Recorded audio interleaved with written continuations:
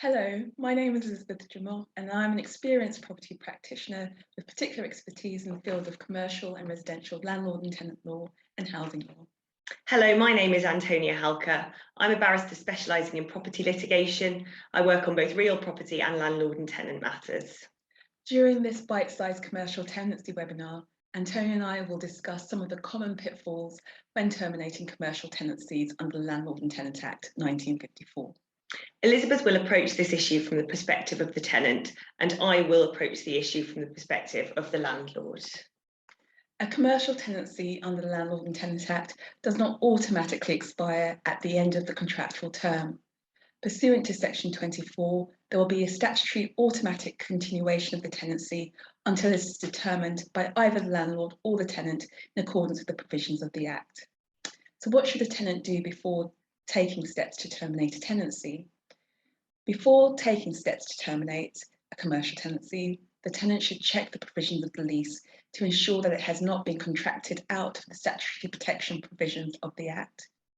Additionally, both landlords and tenants should check that the tenancy is not an excluded tenancy by virtue of Section 43 of the Act, or that it falls outside of the definition of a tenancy to which the Act applies by virtue of Section 23(1).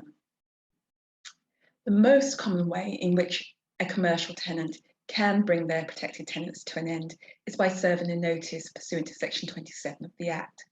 This method can be used to determine a tenancy at the end of the contractual term or when a statutory continuation tenancy has arisen after the expiry of the contractual term. Looking first at termination at the end of the contractual term. The tenant must give their immediate landlord written notice of their intention to terminate their tenancy no later than 3 months before their contractual tenancy would expire by a fraction of time. A notice served in accordance with Section 27(1) of the 54 Act has the effect of disapplying the automatic statutory continuation provisions under Section 24. Commercial tenants should remember that it's not possible to serve a Section 27 notice on their landlord if they have not been in occupation for at least 1 month. Interestingly, under Section 27(1)(a), commercial tenants should also be aware that the automatic statutory continuation provisions under Section 24 will not apply if they are not in occupation of the demised premises on the date that their contractual tenancy comes to an end. Vacant possession must be given to the landlord. Looking at termination of a statutory continuation tenancy, if the contractual term of a commercial tenancy granted for a term of year certain has expired and has continued as a consequence of Section 24, pursuant to Section 27(2), the tenant must give their immediate landlord not less than 3 months written notice in order to determine the tenancy. In this situation, commercial tenants are warned that their statutory continuation tenancy will not come to an end if they merely give up vacant possession of the demised premises. Looking now at the form and substance of a Section 27 notice, first of all, it should be remembered that there is no prescribed form for the notice served pursuant to Section 27(1) or Section 27(2) of the Act. Yet at the very least, the notice should include the following: the name and address for serving notices of the tenant on their immediate landlord, the name and address of the tenant. It should specify the address of the demised premises. It should also specify that the notice is given either pursuant to Section 27(1) or Section 27(2). Reference the relevant lease and the date the lease was entered into, and the name of the original parties to the lease. If notice is given under Section 27(1), it should state the expiry date of the contractual term and the fact that the tenant does not seek for the tenancy to continue under the Act. Also, the notice should give at least 3 months' notice. If notice is given under Section 27(2), the expiry date of the contractual term or the fact that the lease continues under Section 24 of the Act should be stated. Further, it should be stated that the tenant is given the landlord at least 3 months' notice that their tenancy will expire.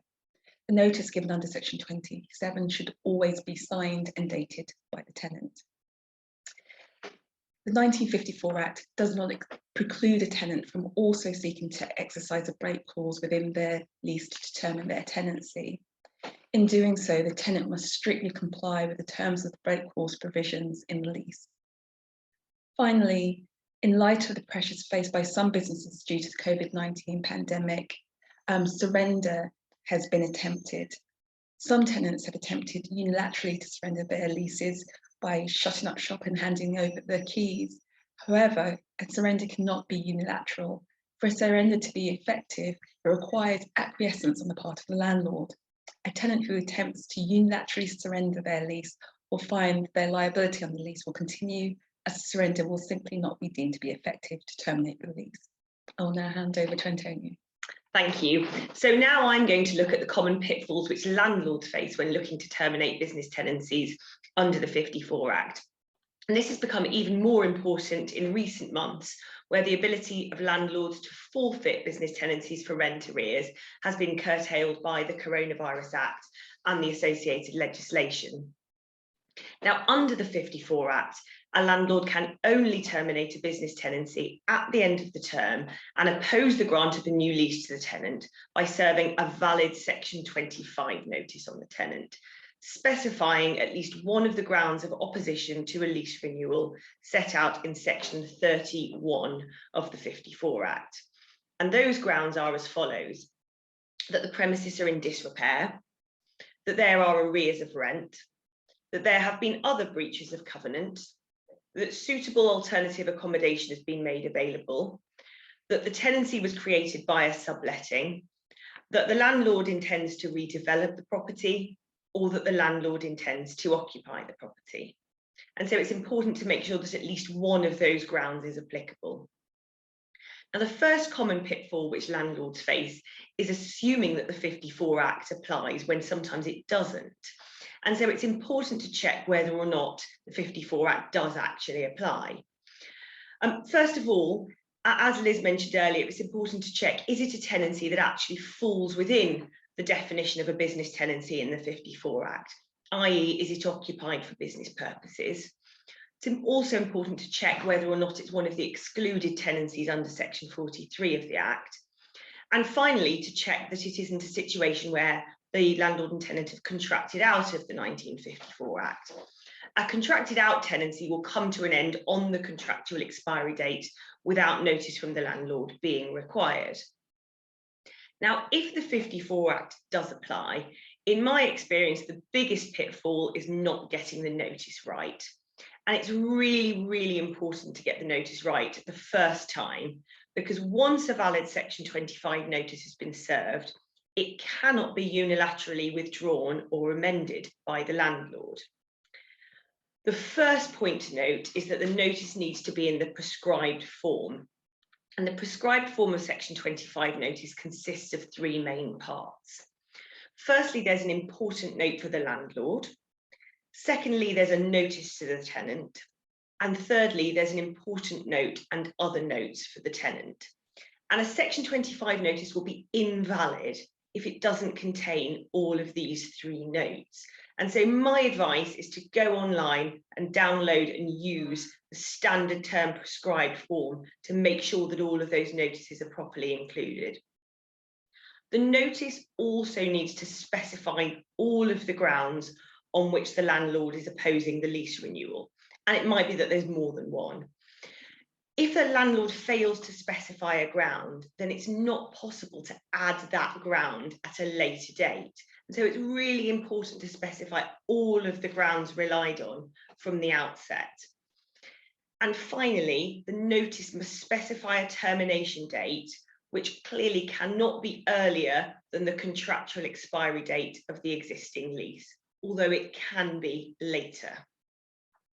Another common pitfall in my experience is either not serving the notice in the correct manner or within the correct time period. Firstly, the notice needs to be served not more than 12 months, nor less than 6 months before the termination date specified in the notice.